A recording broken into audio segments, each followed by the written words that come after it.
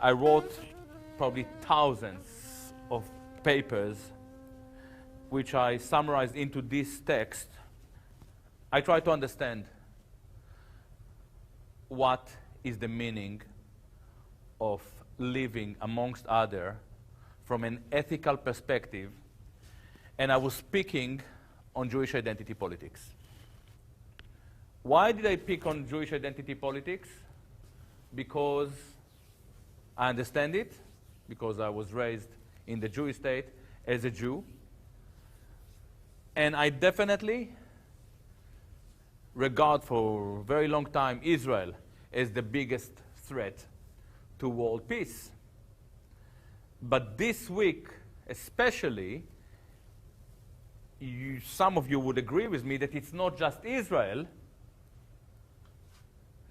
it is also AIPAC.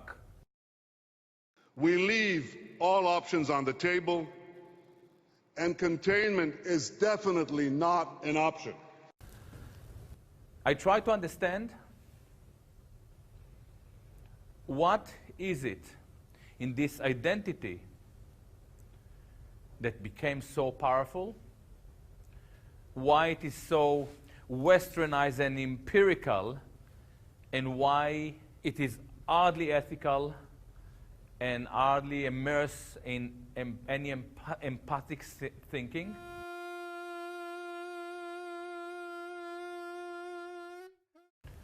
I try to understand what is it about you Americans that allow, why Americans allow such a lobby dominate your foreign policy. And I came up with some devastating answers. My writings are concerned with Jewishness, with this unique exceptionalist ideology that is based on Jewish chosenness.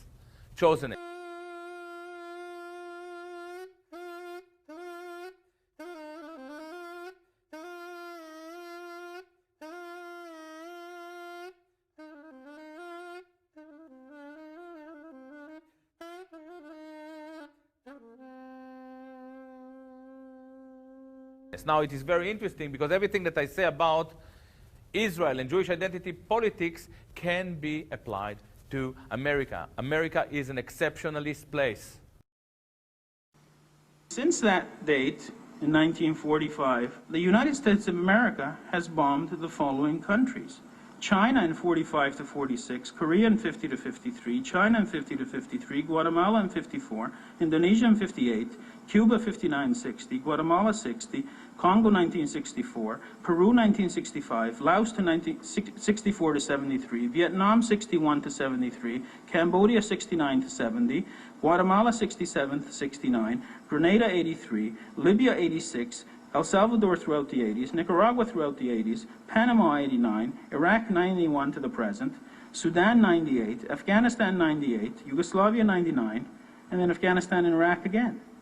It's well between 12 and 15 million people directly killed by U.S. bombing, and they have the audacity to talk about terrorism? Everything that Israeli does, you do. And here there is something even slightly more worrying, that everything that Israel does to the Palestinians, you are actually doing now to your own people. And this is why this society is so segregated, and this is why you need 30,000 drones in the air.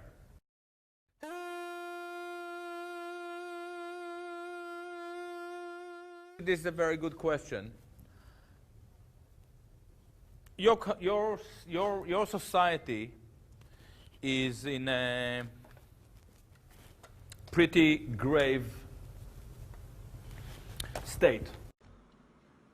I and my administration have made the security of Israel a priority. It's why we've increased cooperation between our militaries to unprecedented levels. If I were a Jew, I'd be a Zionist. I am a Zionist. You don't have to be a Jew to be a Zionist.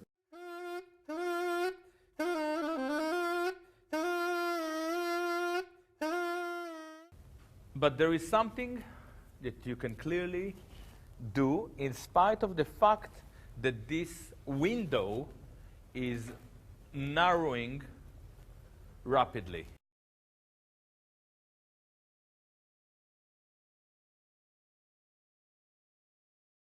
I think that what makes America into a very interesting place is the First Amendment.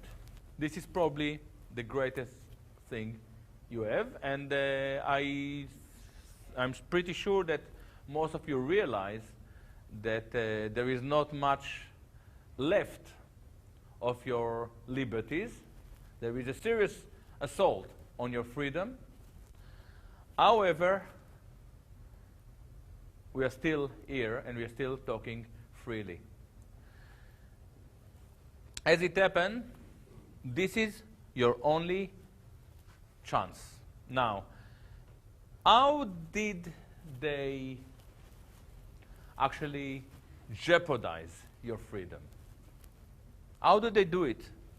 Do they do it through laws? Do they tell you, is there a law that stops you from talking about 9/11?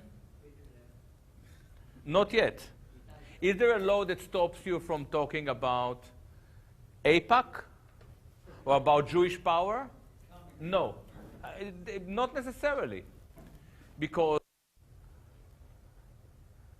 what they did very successfully is pepper us with a mechanism that made us self-censoring ourselves. Most of us know what we are allowed to talk about and what we should never mention. Now, this is very clever, but it is also very dangerous to those lobbies that promote self-censorship. Let's talk about the Jewish lobby. By the way, you're not even allowed to say Jewish lobby. Here I'm saying it, Jewish lobby, low camera, Jewish lobby. So this is a kind of a liberating experience. Jewish lobby. Yeah, you have to learn how to pronounce the J. Because it is a Jewish lobby. It's not an Israeli lobby. And it doesn't even necessarily represent the Israeli interests. The Jewish lobby is a lobby of run by some very rich American Jews. It is not a representative of the Jewish community. It wasn't elected to represent the Jewish community, but it is a lobby that represents some very rich Jews that are basically looking after their own interest, own business interest, and Israel is just an instrument for them. We have to learn to criticize, to get over this political correctness issue, to really celebrate our freedoms. Why? Not just because we want to be free for real, because we are humanists, and because it is also very important that we do it for the Jews, for our Jewish brothers. Why? Because it is very clear that the Jewish American community cannot restrain AIPAC. And they definitely didn't manage to restrain their AIPACs in Weimar Republic in 1920s.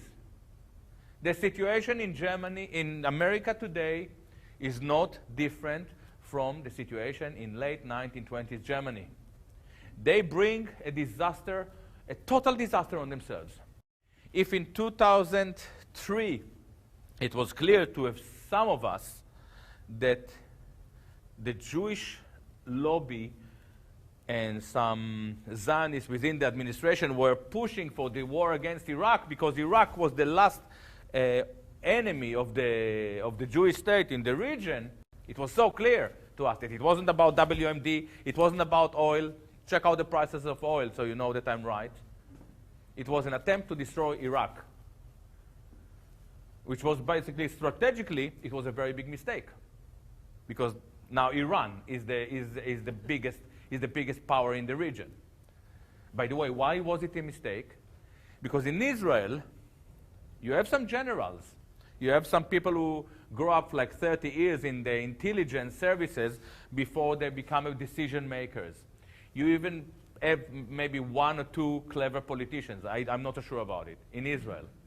But in AIPAC, what the people in AIPAC know about intelligence, about tactical, about strategic thinking. In order to be in AIPAC, you know, you have to be a rich Jew. Means that you can basically sell toilet seats. And if you really want to get your toilet seats to be sold nationwide, so you get to the higher league of AIPAC, and then you may be able to talk to the Congress. And the reason that you get into these dinners is because you say that you support Israel. I would be very insulted if I were American.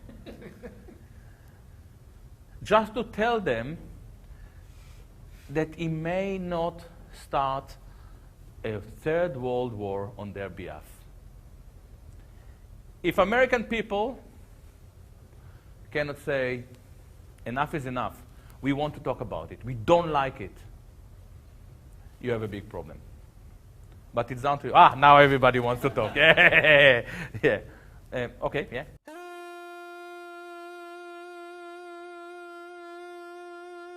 This is very simple to explain.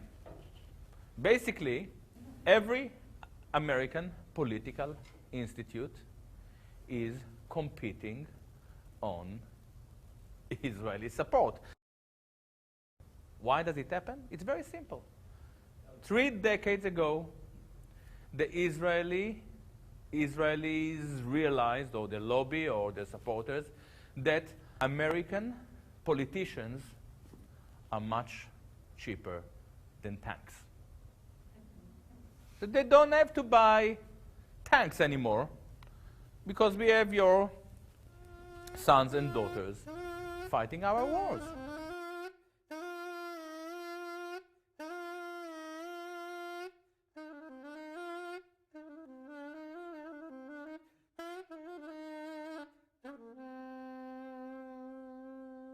Israel made false flag attacks into an art form.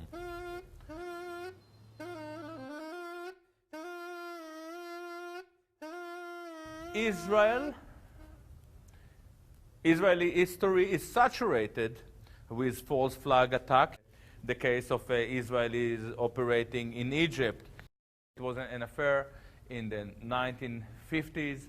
Israelis planting bombs, not Israelis, sorry, Egyptian Jews planting, but operating within the Mossad, with the Mossad, planting bombs in American cinemas in Cairo, trying to create the impression of anti-American feeling and so on. Israelis are very proud of being so clever. They like it. It's not a problem. It means what is the motto? What is the motto of the Mossad? Do you know? By way of deception, thou shalt do war. By way of deception. Can you think of any other official, worldwide official institution that is proudly claiming to work by way of deception? I'm sure that the CIA is doing it, but they wouldn't put it on them as the motto. This is the motto of. No, the CIA says, "Seek ye the truth, and the truth shall make ye free." That's exactly.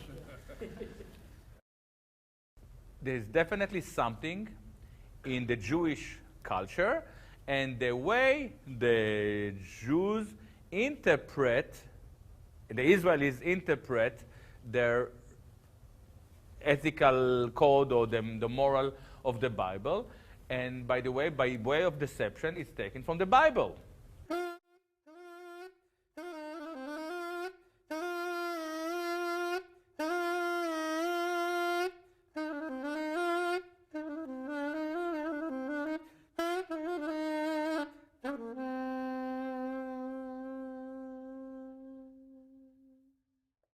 If you want to understand why the Jewish lobby dominating your foreign policy is because you practice as a society exceptionalism, maybe since Versailles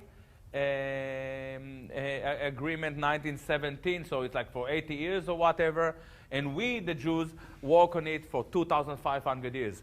So we are really good at it. So if you really want to push your exceptional ideology, sense of victimhood, righteousness, and the right to kill in the name of the righteousness, take us. We will run your think tanks. We are the neoconservatives. But obviously, there is a kind of a very vicious bond between these two cultures.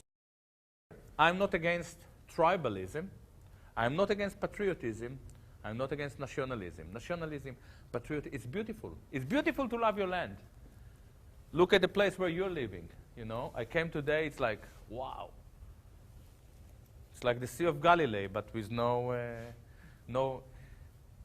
It's beautiful, but the problem starts when you celebrate your symptoms on the expense of others. And this is typical to Jewish culture. Why? Because it's imbued with chosenness. But it is absolutely symptomatic to American culture as well. You know, you don't have a problem if to take another country just to take some their assets, their oil, and so on. Another point that you are raising that is very similar between the two cultures, you know, some people, after going through a traumatic event, suffer from post-traumatic stress. When it comes to Jewish culture, we are dealing with pre-traumatic stress. They invent a phantasmic scenario, like now with Iran. Oh, the Iranian, they have this atomic bomb. We will put the United Nations on trial. We will put the International Court of Justice on trial. We will put the International Criminal Court on trial. We will give them the evidence and we will challenge them. Do justice, or stop pretending that you are courts of law or institutions of justice. If the world community allows this man, this Hitler of the 21st century, who is currently without the means to bring about Hitler's result, but is in the process of trying to develop those means, if the international community rejects the evidence against this man, they will have been found guilty in the court of public opinion.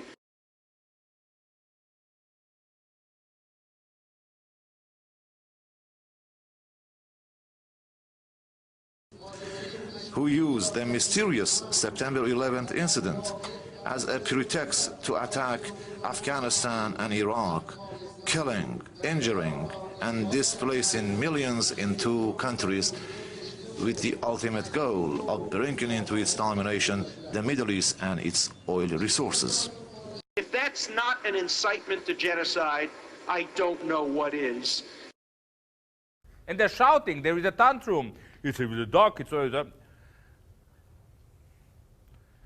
And the meaning of it,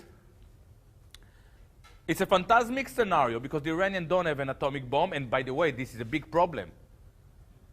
I would really love Iran to have an atomic bomb tonight, because I can promise you that this would cool the Israeli down and the American. There was nothing. It's called power of deterrence. This would make the Israelis into a peace-seeking nation. So the Israelis definitely inventing this scenario, and then they're operating according to their phantasmic scenario. This is something that happens all the time in the Jewish history. Less than 2, actually. According to my knowledge, there are 1.9% of the population. Even the fact that you thought that there are 10% is very symbolic. There are there are around 1.9, but in this country, a very small. And by the way, there are 1.9, but then probably 99% of the Jews also have nothing to do with it. You know, we are talking about a very small community within the Jewish community that is set to serve its interests.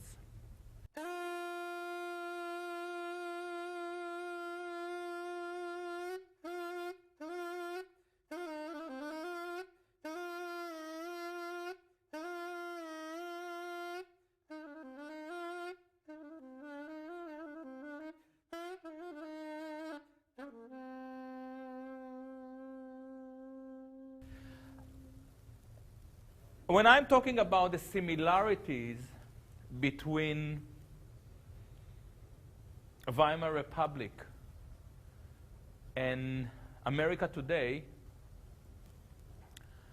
I'm basically talking about a very small community that manages to take over a country and actually bring a disaster on its own community. And by the way, Germany was also destroyed. But German Jewry was destroyed, and Germany itself was destroyed. So by acting now, you may be able to save yourself and your Jewish brothers. Now, what really happens? We clearly see people who act in the name of the Jews, which is typical to Jewish discourse. Israel defines itself as a Jewish state. It commits all these crimes in the names of the Jews. If there are Jews in this room, are you, do you feel that Israel is acting on your behalf? Obviously. Israel wasn't elected by the Jews to act as it acts. And yet, there is another problem. Though we see some sporadic Jewish dissent voices, it is very clear that the Jews as a community cannot restrain its belligerent lobbies. Because Jews, as a community, have a very unique way to dismiss dissent. There was a guy, you heard about him, his name was Jesus. He had a slight problem with his brothers. He thought that they should universalize their love to their brothers. He said, we are all brothers. He said, we are all brothers. They said, no. Back. They finished him off.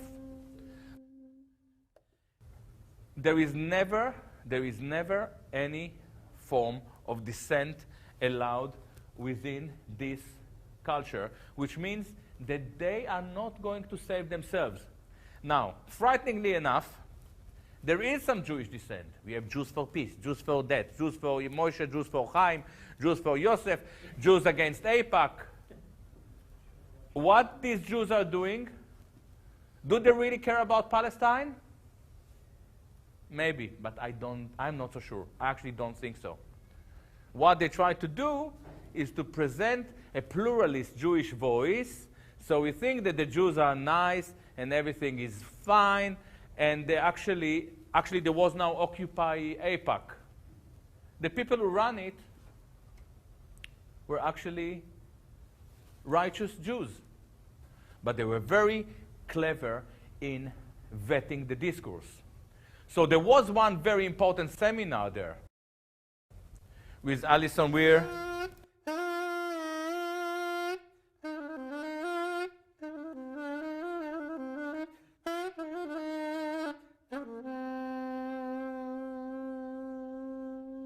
and Jeff Blankford. So I thought, wow, this is good.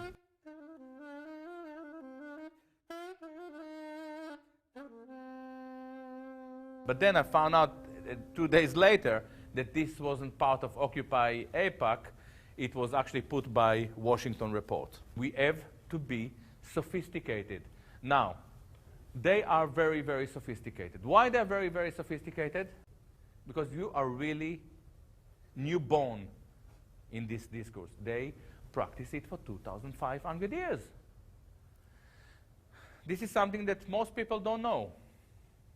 Judaism was born in Babylon. Judaism as we know it was born in Babylon. It was born in circumstances that were very similar to the moment of creation of Zionism. Babylon was a very easy exile, total assimilation, and the Jews, some Jews, rabbis or whatever, are afraid of the Jewish identity evaporating. And they invent this exilic identity, which is a complete fuck up. Why? Because the Jews, every religion, Muslims, Christian, Buddha, whatever, people are connected always, try to find a bond with their land, with nature, with the people around them. No. If you are a Jew, you are connected with a different place and different time. All right? So this is very important for you to understand what I'm saying now. It is an exilic religion that evolved into an exilic identity. They are always connected to a different place, to a different... This is why when they manage eventually, they always want to come to Jerusalem, and then they come to Jerusalem and they don't know what to do with it. Because they are used to be connected with, from afar. They come to Jerusalem with Zionism. The whole dream is to be part of the land, to be open, you know, to live in the open space. And what they do after 60 years, they build a humongous ghetto wall, like in Europe. If you want to understand what AIPAC is doing, you have to internalize this issue of exilic identity. Every migrant lobby, when in my career of being a revolutionary, whatever, self-hating Jew, a proud self-hating Jew, I met quite a few American politicians, congressmen, and they always come with the same lame argument. We are an open culture, you know, we have lobbies, you know, why the Palestinians don't lobby? Every foreign lobby in this country, in Britain, in the West, is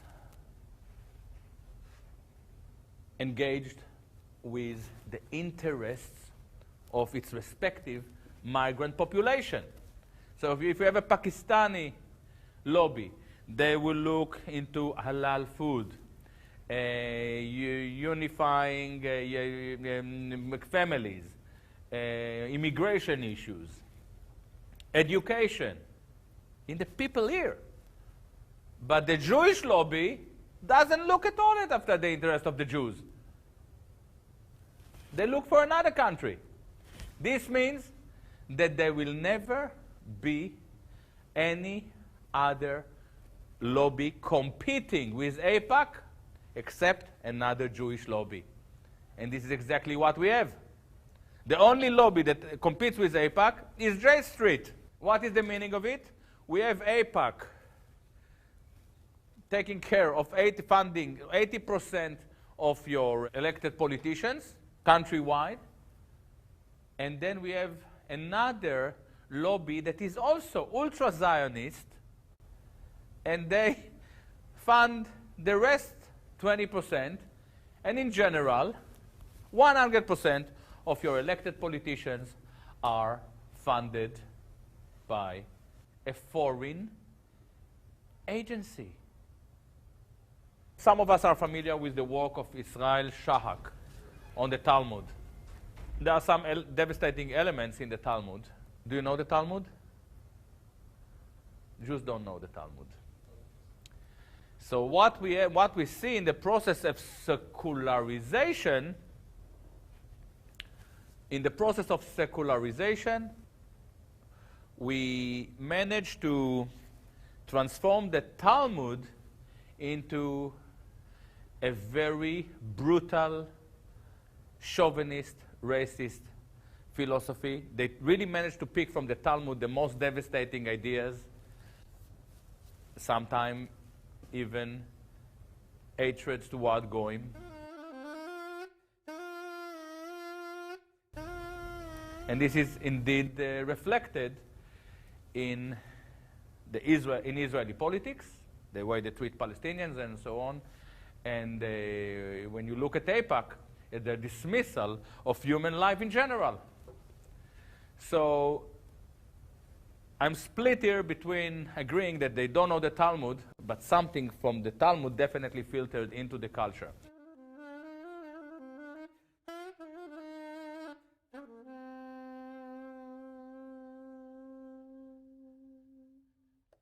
There are two questions here.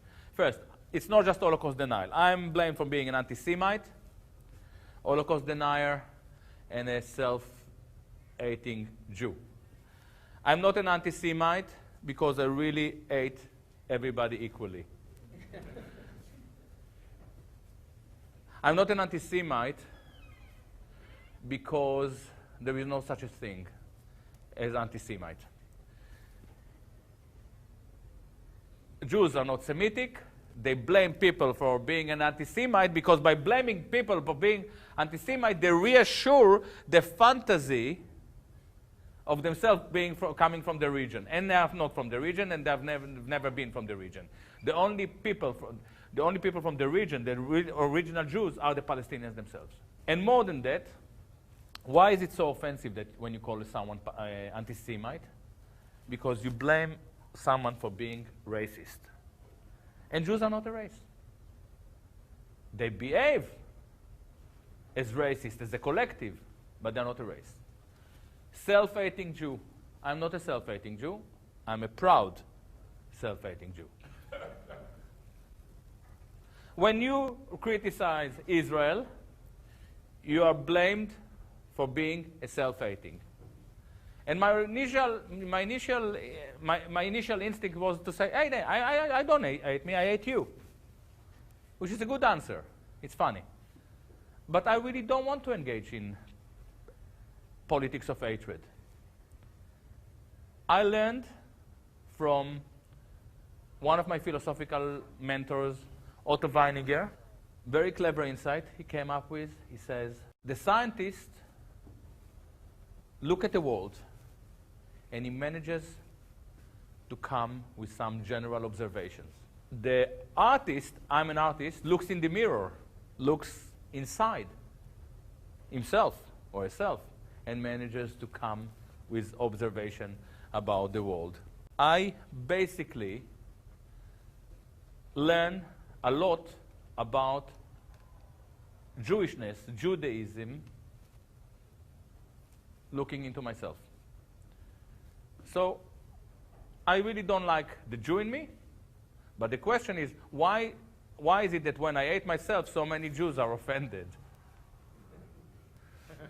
It's an interesting question. And now, Holocaust denial. Oi, my favorite subject. Yeah, listen, I'm playing in Germany, Austria, France on a weekly basis. My book coming now in France this week. It comes in Germany in 2-3 months. If I'm a Holocaust denier, take me. They're very strict about it.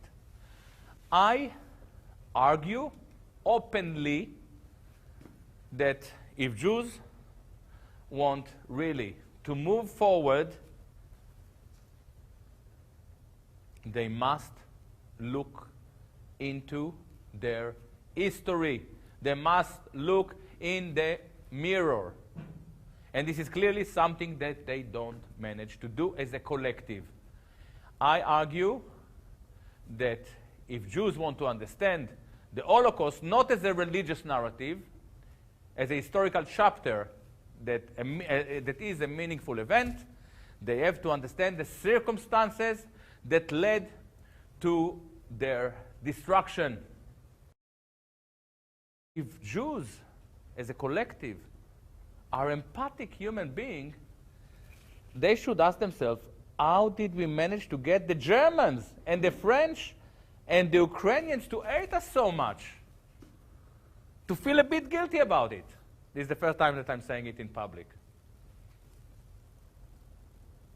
How is it that we came to Palestine, we promised all our brothers in the diaspora, Jews, to come to bring to life the new civilized Jew, and check out how much these people hate us. What is it about us? How can one avoid this question? I, for instance, know very well, and we spoke about it today in the radio, why Zionists and Jewish anti-Zionists hate me so much. I know exactly what I'm doing that they don't like. Isn't it about time that the Jews as a collective ask exactly the same question? Or a Jewish historian ask the same question? For raising these issues, and I address it in the book, and you better buy the book because I had a catastrophe and I have too many books. Buy 4 or 5. If you buy 1,000, we give you a good price. You see, I'm from the tribe. But I really mean it. It's not a joke. A really good price for 1,000 copies. For raising these questions, I'm called a Holocaust denier. And you know what?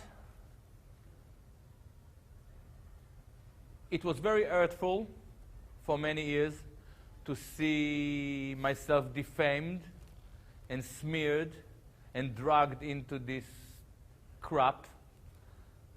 I don't know what happened, but in the last year, I really learned to enjoy it. So when I saw last week a group of 17 Jews, Marxist anarchists, hey, red Jews defaming me with another angry Arab collaborator, who, by the way, was the first to attack Mearsheimer and Walt for writing about the Jewish lobby. So when I see these people attacking me, I say, this is exactly what I write about in the book. There is a very dangerous continuum between hardcore Zionism, Jewish anti-Zionism, and some element within the left. It is definitely a forged document, but AIPAC is a mainstream news. Who needs the protocols of the elders of silly Zion? Who needs it? You know, you open CNN and you see your president, you know. The bonds between the United States and Israel are unbreakable. And the commitment of the United States to the security of Israel is ironclad. We don't need the protocols of the elders of Zion. What we see now is very interesting with AIPAC, because until now, they really tried to control, to dominate American politics and to do it behind the scene. Now it's totally open, and they're pushing for a world war. We're making our most advanced technologies available to our Israeli allies.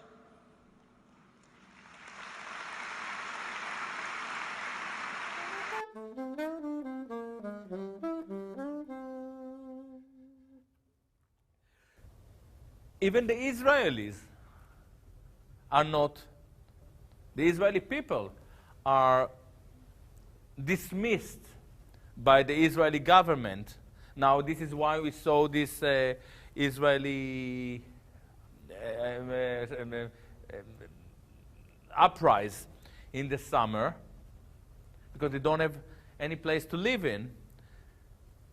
But 30% of Tel Aviv flats are empty.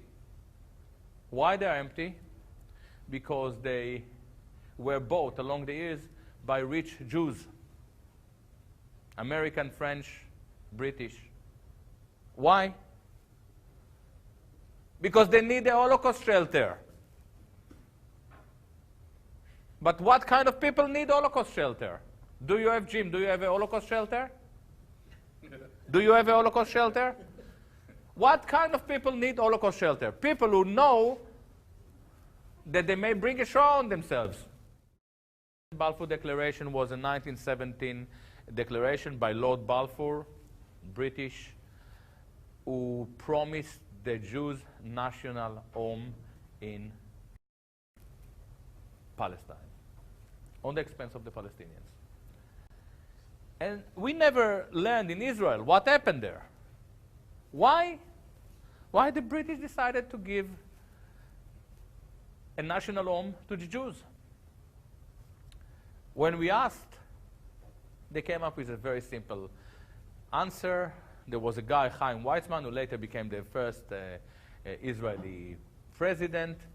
He was a very important scientist, helped the British war effort, and they really wanted to give him presents. This is a beautiful story, beautiful Jewish story. You see, we are so clever, they don't know how to we save them. No, British don't give a state to scientists. They may give them a castle in Scotland. All right? Nonsense. Crap. Only when, maybe 6, 7 years ago, I learned from actually an Israeli author, Amos Elon. I really highly recommend this book about the German Jewry if you want to understand what was going on there. It's called The Pity of It All. Apparently, the British government realized that they were not going to win the war. It was very clear in 1917, unless the American join in. They don't know what to do. And because apparently the British ambassador in Washington writes a telegram saying, sorry guys, there is a Jewish conspiracy against us in America. What was the conspiracy? Very simple. American bankers, the people who supposed to support the war, to finance it, are largely German Jews, and some are Russian Jews. German Jews are the most patriotic Germans in the history of Germany. Russian Jews also loved the Germans because the Germans were fighting the Tsar, and the Tsar was an anti-Semite. The meaning of it was very simple, and this is the story. They didn't give money. Lord Balfour was very clever. He tried. He gave them a promised land. He promised them a land in the most beloved place on this planet for Jews, in Zion. 2 months later, America was in the war. Now, is it really that German Jews betrayed Germany? No. German Jews were fighting the First World War as Germans till the end of the war. They didn't even know what was happening there. It was a few, just a very few. It's a kind of a one bunker called Kuhn. And when I say the Jews should look in the mirror and look into the circumstances of their history, this is exactly what I want them to look at. In 100 years, Jews will have to look into what AIPAC did this week. It's very hard for them. Israel is one state. It has a natural border, sea, river, mountain, desert. It has one electric grid, one sewage system. It has even one international area code, 972. But Israel is dominated. It is a one state that is dominated by moronic, racist, tribalist ideology, i.e. Jewish ideology. It is the Jewish state. This implies that Palestinians are not second-rate citizens because they have other discriminated Jews before them. The Russian Jews, the Ethiopian Jews, the Sephardi Jews, the Arab Jews, there are something like 7 or 8 citizens. The issue, this conflict, could have been resolved in just 2 minutes. All it would take for Benjamin Netanyahu or any other Israeli prime minister to stand up and say, hello everybody, I realize what is going on. It's pretty simple actually. We are 2 people, we both fight on the same land. We kicked quite a few Palestinians. We have now 7 million actually, Palestinian refugees. Everyone who wants to come back, salam alaikum, yalla, come. This would mean that Israel, the Jewish state, for the first time in its life, in its short life, managed to establish a real, peaceful understanding and move toward reconciliation. Not just with the Palestinians. This would make Jews live in peace with their history of segregation. It would be a resolution. And it would even fulfill the Zionist dream. Here we live on our land in peace. Now, I'm not stupid. It's not going to happen. Why it would never happen? For it to happen, they must be de-Zionized first. And they are not going to do it voluntarily. But they are not alone. It is clear that the Jewish state can never lead to a peaceful reconciliation. But they're not alone. You know, Israel has many bombs, atomic, nuclear, atomic, chemical, biological. The Palestinians have 1 bomb, demographic bomb.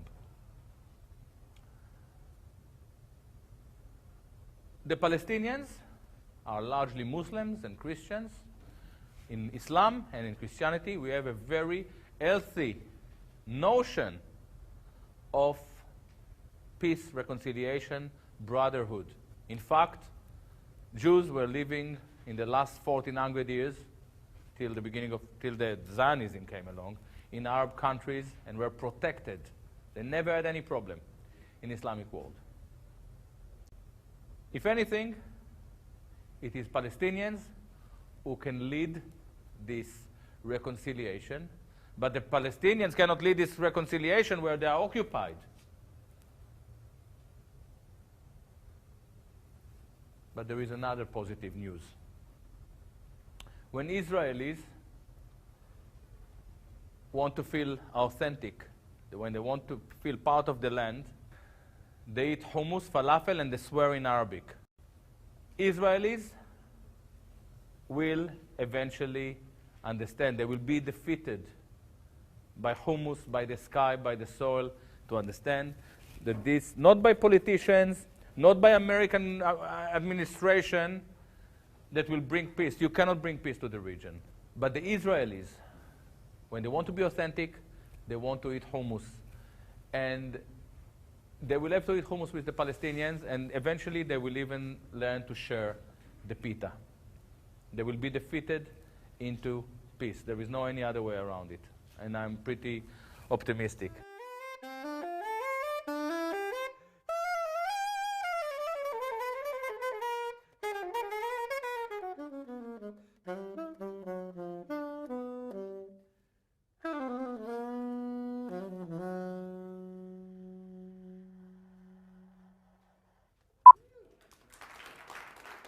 Thank you so much.